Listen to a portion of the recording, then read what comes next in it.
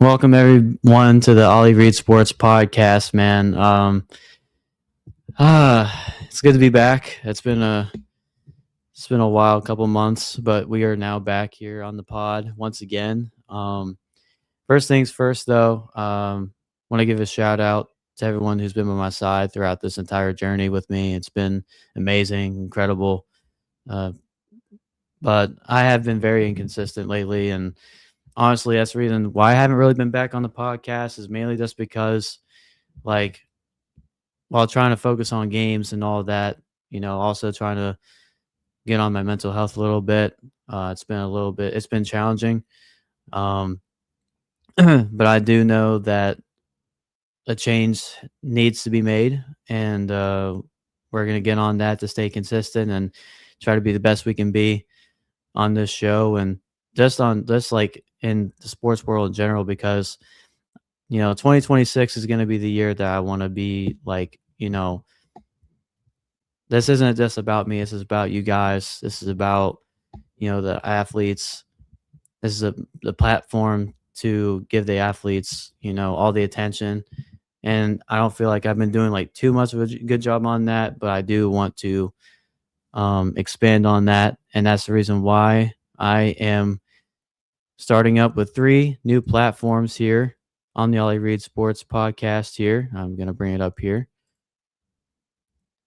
Have it brought up here on my social media. I'm actually going to go small screen here. This is better. Along there's Jagger Matheny with me here, but this is the Don't Sleep Now podcast. This platform is going to be talking about all the high school athletes, not just in West Virginia, but across the entire country, as we'll be talking about them, evaluating them, and hopefully interviewing some high school athletes and high school athletes and college, and not college athletes, but the coaches of the high school levels, and talking about their players and all that stuff. I'm going to move forward here. The WVU News with Ollie and Jagger. That's going to be the podcast where both me and Jagger will talk about the landscape of WVU athletics, whether it's mainly WVU basketball, because this is a basketball show, but we'll also talk about the football team as well, and anything positive or anything that's major news to the WVU sports world. And then lastly, the major one is the College Talk with Ollie Reed, all things college basketball podcast, where I will be doing mainly talking to us about like college basketball, like the latest news and analysis around the world of college basketball, and while talking to college players and college coaches. So yeah, that's about it. All 3 podcasts all on one platform, all going to be streamed live here. Well, not streamed live, but all going to be on the YouTube channel and also on Apple Podcasts and Spotify. So that's what's going to be coming into fruition here, starting this year in 2026. It's something new, very fresh, and I'm very excited to start it. And I'm really happy to have you guys along the journey. So it's going to be a very big year for the ORS. This is something that I've been wanting to do for a long time, is, talk about college basketball on a national level and high school on a national level, while also bringing in in-state, the in-state talent here as well. Because, I am going to be talking about you guys. But the dream has always been covering the high school athletes and college athletes all across the country. So, and with that, I'm going to bring in my co-host of the Ollie Reed Sports Podcast and co-host of WVU News, Mr. Jagger Matheny. Just wanted to say this has been a very interesting week for WVU athletics. They got the throwback uniforms, and now they have a game against Colorado. Didn't do so well against Houston, but like we were mentioning before this podcast started, this is a team that, this is a Houston team that just came back from national title game. I mean, this team is hungry for it all. So for them to, try to keep up with them in a sense was a big positive, but the negative is we lost by almost 30, and you know we just can't do that to any Big 12 games on the road. Yeah, and I agree with what you said, Ollie. It's every Big 12 game, no matter what night of the week it is, no matter the opponent, home or away, neutral, it doesn't matter. It's always going to be tough. But honestly, I think the score against Houston for WVU doesn't even reflect on the way WVU performed, specifically in the second half. I thought WVU came out and looked a lot better. They looked more comfortable. It was just a rough stretch in the first half. I mean, they have 5 points over halfway through the first half. Yeah. That's not going to beat anybody. But like I said, I don't think the score reflects how the game was. I was really impressed with DJ Thomas. A freshman coming into an away game like that against one of the best teams in the country at Houston. I thought he really showed out, and honestly, I thought he put the team on his back. DJ Thomas, the freshman that you mentioned, and obviously talking about him, I think he had like 14. I think he had 11 in the first half, with Yeah, most of those coming from three. I think he shot 4 or 3, 3 or 4 from beyond the arc in that first half there, and I think he did finish off with like 14 in total, I believe, or maybe that was the first half. It can't really cross my mind on it. But DJ Thomas, you're right. DJ Thomas led that team against. I had a feeling he was going to be coming for it because he is from Allen, Texas. Texas is a really big state, and it's kind of like that underdog mentality there, saying you didn't pick me, so I'm going to show you like what I can do. So, but yeah, DJ Thomas is a really good athlete. Coming in as a freshman, he stepped up in some big games this season already, as specifically the one against Pitt, where we blew him out of the water.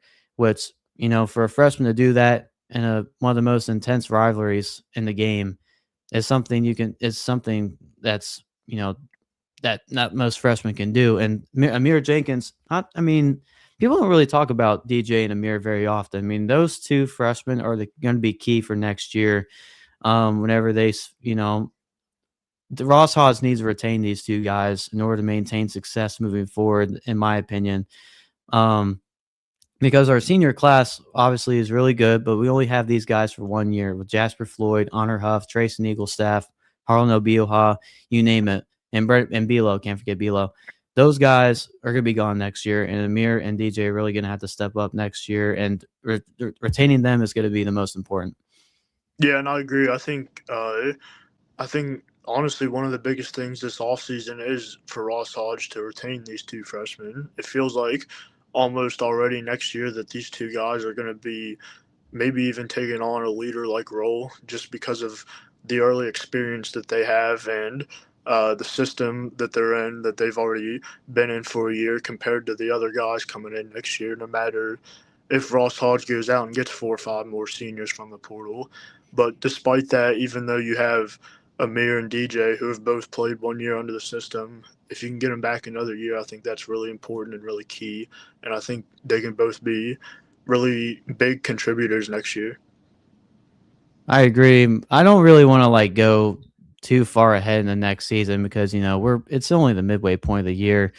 West Virginia, who is now, I want to say they're now 2-2 in the conference play, with half those wins winning against Cincinnati and Kansas at home, and then the 2 games that we lost were away games was obviously the Iowa State and Houston.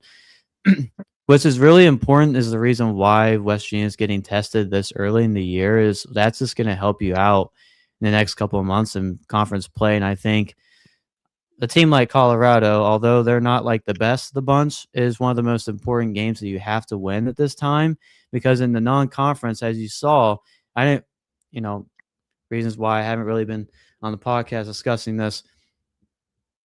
We had games where we could have won. We had the Clemson game that fell out of our hands. We had the Wake Forest game at the Charleston Coliseum where Wake Forest literally just took it to us the whole night. And then Ohio State, where we were up by 16, and can't really do that against not just a Big Ten opponent, but you just can't do it against any opponent. Going down by 16, losing to the Buckeyes in Cleveland. which those games were very lingering. But I do believe that West Virginia getting a win against, you know, these games and conference games, they're key into like earning your spot into tournament time. And I have a feeling like if you're not going to win like any away games, any tough away games during the year, then you have to win out on your home court and try to stay undefeated on your home court, because every game is going to be important at this time for West Virginia in order to make it to March Madness. It is possible, but in my opinion, West Virginia just needs to go big in these home games whenever you do host a Colorado team, or if you do host a Baylor or host Texas Tech in the near future. And then, of course, BYU, which is probably like the biggest home game that we have. Because we saw what our home court advantage is.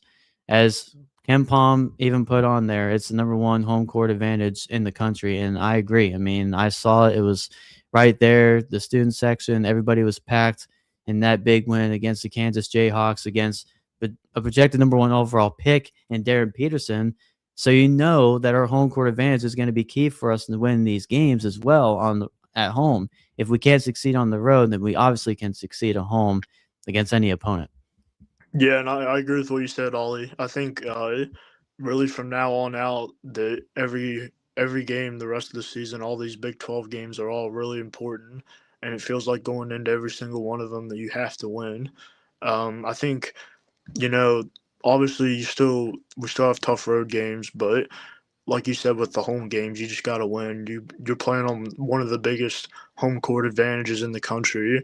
It doesn't matter if you have the worst team in the conference coming here to play the best team. Like you said, we had arguably the first overall pick in the draft this coming year, Darren Peterson, come into the Coliseum, and you see the impact that we had on that game. Just the fans, the students, just everyone in the Coliseum, and we just have to bring that impact every game, and I think that's all that matters.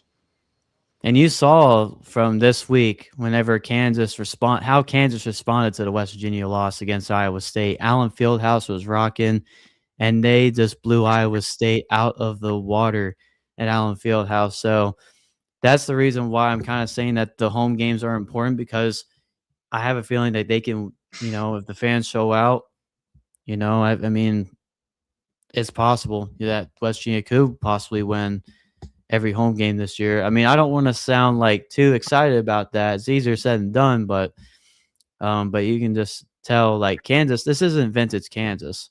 This isn't like Kansas is in the past. I mean, Bill Self even mentioned it. Like, you don't have like a Markieff or a Marcus Morris that he had in the past coming off the bench that were NBA All-Stars.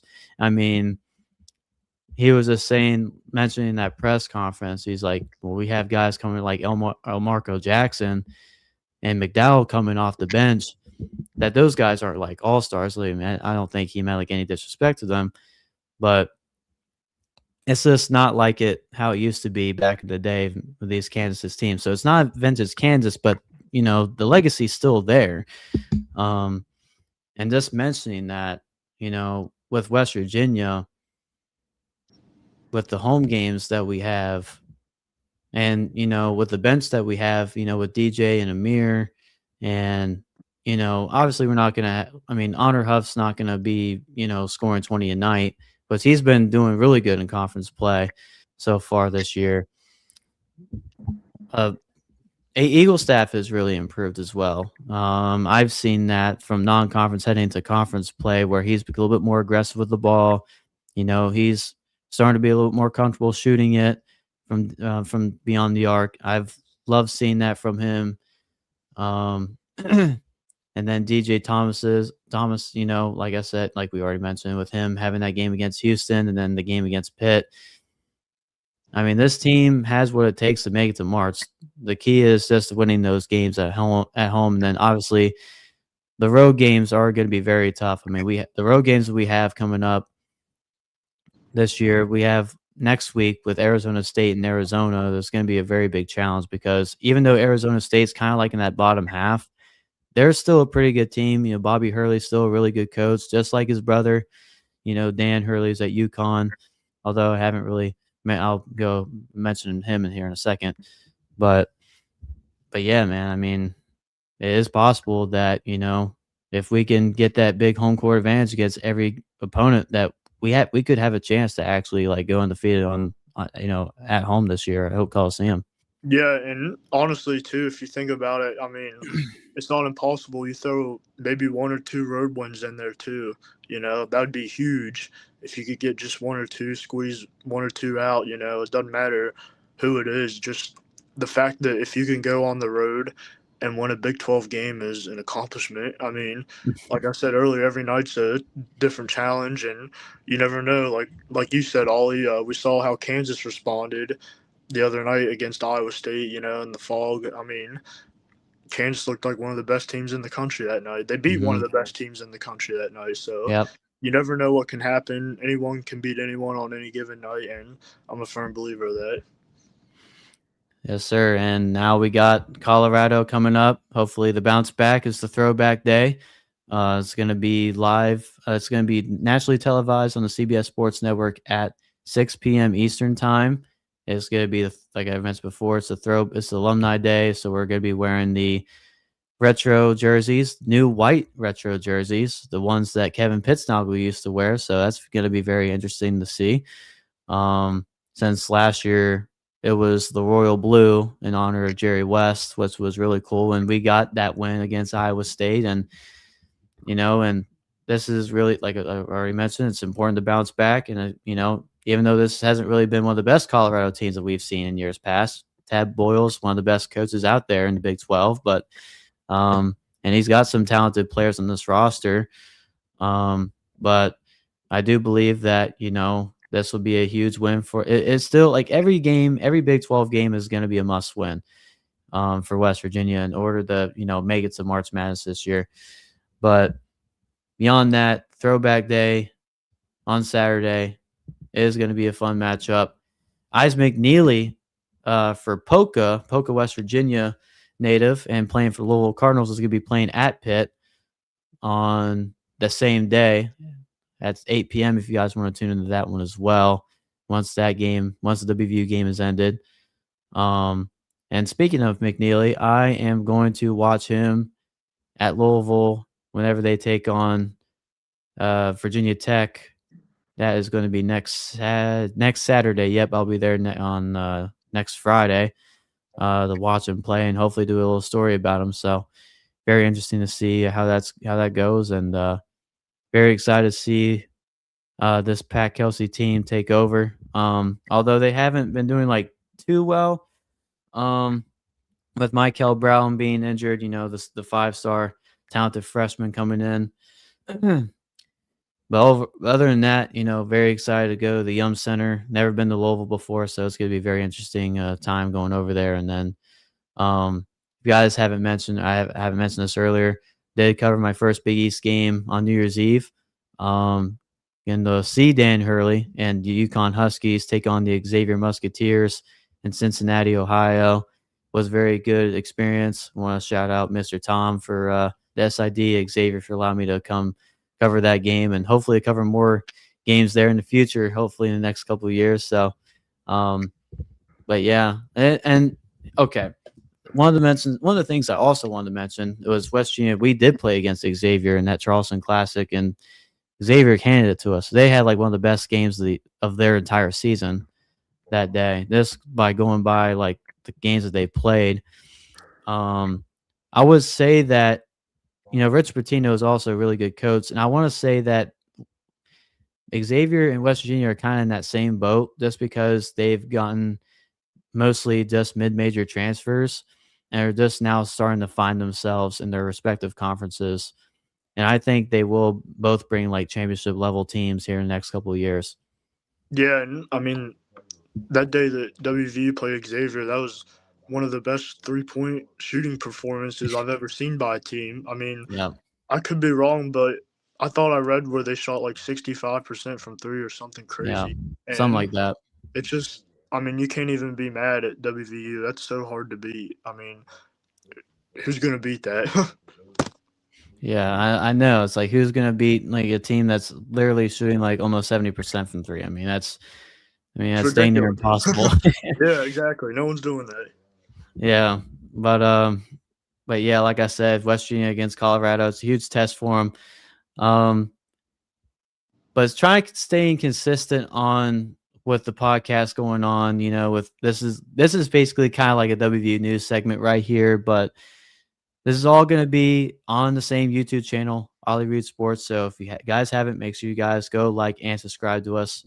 Really help the channel in the future. You know, try to get us monetized and try to hopefully, you know, earn some money from this. So this would be really huge for us. And but like I said before, not only do we have WVU News, also going to put in the Don't Sleep Now button right there. There we go.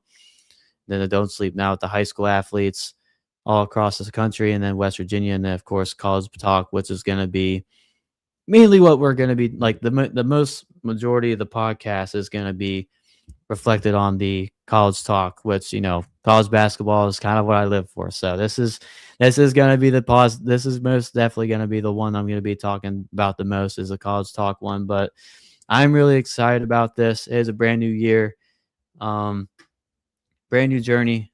Really looking forward to staying consistent on this.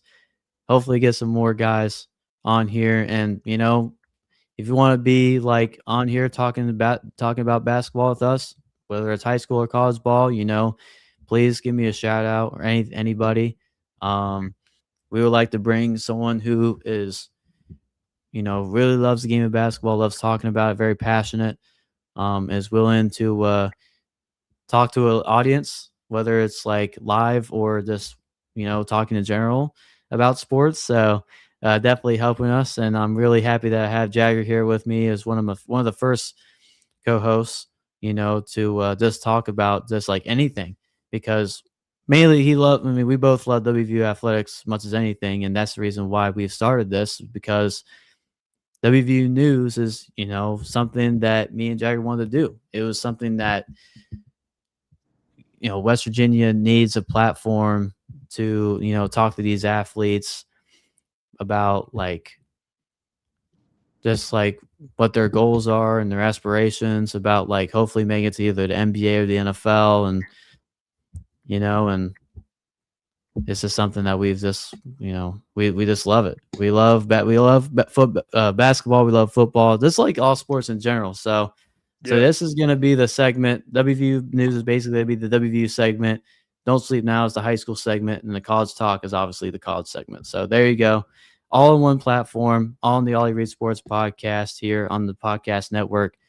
Going to be on the YouTube channel, and either going to be on X here as well if we're ever going to do a live stream. But most of these are most likely going to be pre-recorded if we're doing interviews or something like that, or if there's like any breaking news, we'll do live streams for breaking news, and then for like interviews and stuff, it's just going to be pre-recorded. So I'd like to add something, Ollie, real quick. Yeah. You're talking about, you know, this is what we live for, but it really is what we live for. You know, Yep. I know as a fact that this is something that I want to make a living out of and make a career out of, and I know that this is something that you want to make a living out of and make a career for. And this is the way I see it is the only way is up for us. And I think, you know, I think big things are to come this year. 2026 is a big year for both of us. You know, just the podcast, we're only getting bigger. That's all I'll say. I'll leave it at that. That's right. I think that's just going to cap it off there. I mean, that's nothing else said, man. So WVU Colorado on Saturday. I will be covering that game. Most likely going to be covering that game here on Saturday. Looking forward to the throwback uniforms, and hopefully West Virginia again a bounce back win, to keep us back in the momentum, getting ourselves into the winning ways, heading to Big 12. And yeah, it's only the beginning here. So thank you guys so much for watching. Appreciate you guys for tuning in, and hope to keep you guys updated on any consistent basis. Like I said before, if you guys haven't already, please go like and subscribe to the YouTube channel, and also make sure to give us a like and review on Apple Podcasts and Spotify. Daily dose of high school and college basketball content across the country. But that's going to do it for us. With my co-host Jack Matheny, I'm Ollie Reed. This has been the Ollie Reed Sports Podcast for College Talk, Don't Sleep Now, WVU News, all on the Ollie Reed Sports Podcast Network.